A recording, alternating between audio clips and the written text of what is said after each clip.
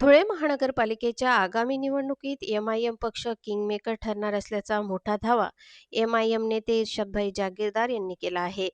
भाजपच्या मनमानी कारभाराला आम्हीच आळा घालणार असल्याचं त्यांनी स्पष्ट केलं।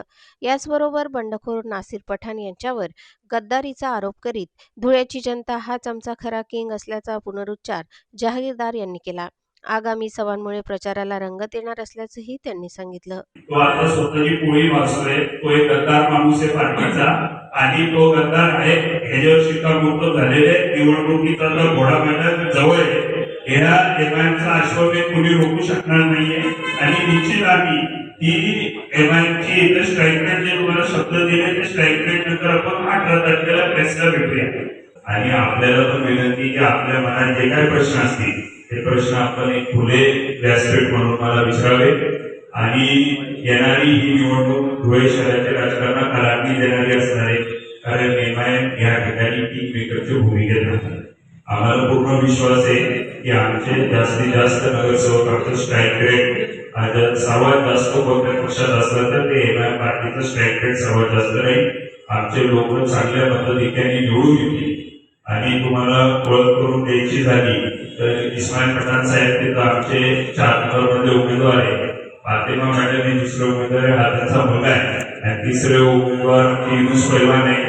नासिर पठाणचं व्हॉट्सअप चॅट आहे, त्याचे स्क्रीनशॉट आहे, त्यांनी ह्याच्यात दिलेले पॅनलची सूची एमआयएम पॅनल प्रभाग क्रमांक 4 1 number Pathan Nasir Khan Mehboob Khan gents doctor Rakip के सामने हाजी इस्माइल पठाण आणि युनुस पैलवान जे आता जे घरचे एक्सपायर झालेले तिथं ते त्यांचे नाव आणि आसिफ अन्सारी मसालेवाला तर तिथं आम्ही फातिमा मॅडमला तिकीट दिलं, तर त्याच्या म्हणण्याप्रमाणे आम्ही तिकीट दिले असेल तर ही मनमानी आहे आमची। आणि दुसरी गोष्ट आपले कुठे मासुळे साहेब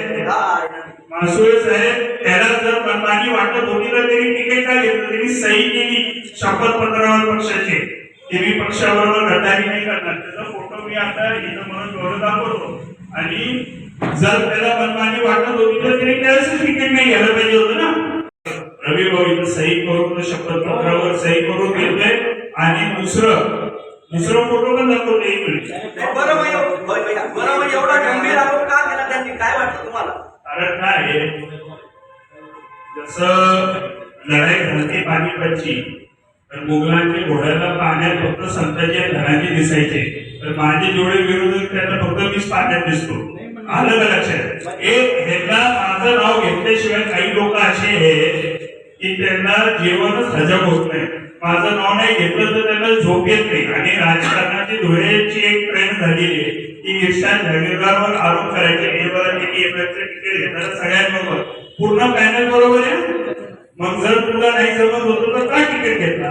तर जी निवडणूक झाली आहे आता निवडणुकीत अनेक हटखंडे वापरले जातात आहे, जसं आपण बघितलं की बीजेपीला बिनविरोध करण्यासाठी 4 लोक बीजेपीने बिनविरोध केले, काय काय प्रयत्न झाले। काल शिवसेनेचा उमेदवार माघार घेताना आमचे संजय वालेची काय हालत होते ती किती धक्काच झाले, तसेच आमचे पण काही सूचक देण्यात आले आमच्या उमेदवाराचे, परंतु ते कायद्यात बसत नसल्यामुळं मी धुळे जिल्ह्याचे पोलीस अधीक्षक आणि कलेक्टर मॅडम यांचा पण आभार व्यक्त करतो की त्यांनी लॉ अँड ऑर्डरची सिच्युएशन बिघडून दिली नाही, कायद्याप्रमाणे रिटर्निंग ऑफिसरांनी पण काम केलं, त्याबद्दल सर्व अधिकाऱ्यांचे मी आभार व्यक्त करतो।